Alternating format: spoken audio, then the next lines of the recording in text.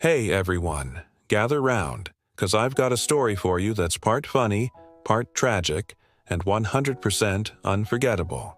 It's a story about good intentions gone horribly, horribly wrong. So, picture this. I was a student at Salle, and my circle of friends was pretty diverse, including a lot of Chinese classmates. My best buddy, though, was this guy named Gilbert Go. Gilbert was awesome. He was from a super wealthy family, but you'd never know it. He was down to earth, always smiling, and incredibly generous. If we went out, he'd always insist on paying, saying, "My treat, my treat." One day, I got a frantic call from Gilbert. His father had a stroke and was rushed to the hospital. Of course, I dropped everything and went straight to him. I found Gilbert outside the ICU, looking completely lost. I put my arm around him and said, "I'm here for you, man." We went inside the ICU together.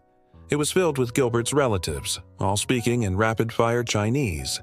I just stood there, nodding awkwardly, not understanding a single word. It felt like watching a movie without subtitles. After a while, they all filed out, leaving Gilbert and me with his dad.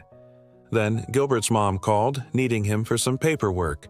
He looked at me and asked, "Can you watch him for a bit? I'll be right back." "No problem," I said. "Go." So there I was, alone with Gilbert's dad. The room was quiet except for the rhythmic beeping of the machines. I pulled up a chair and just watched him, praying he'd be okay. Suddenly, his body started to shake. He was convulsing. His eyes shot open, wide with panic, and he started gasping for air. I jumped up, heart pounding in my chest. What was happening?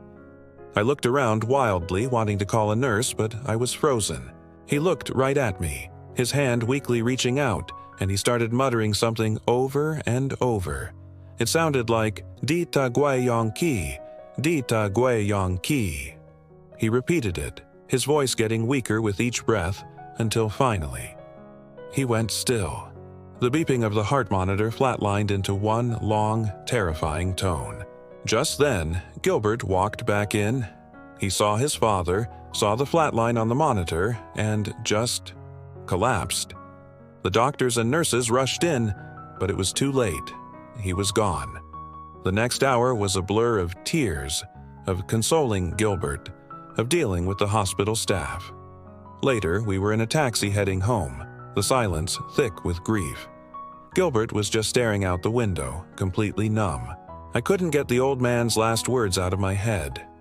"Dita guai yong khee." What did it mean? I had to know.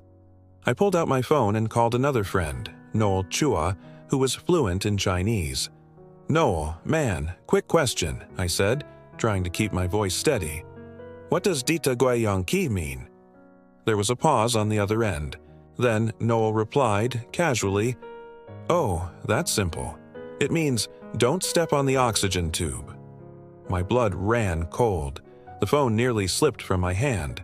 My mind flashed back to the ICU.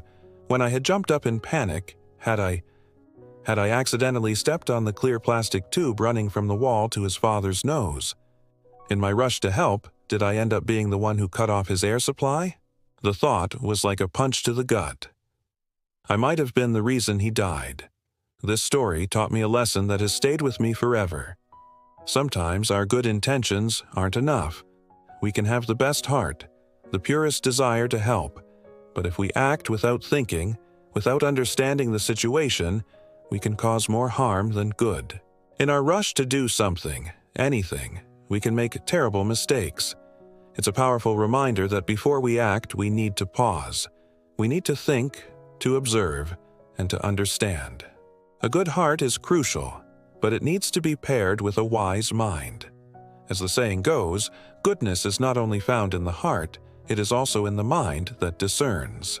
Before you jump in to help, take a moment to truly understand. Because sometimes, kindness without care can cause unimaginable pain. Thanks for listening, everyone. It's a heavy story, I know, but one I felt was important to share. Don't forget to like and subscribe for more stories that make you think. Take care,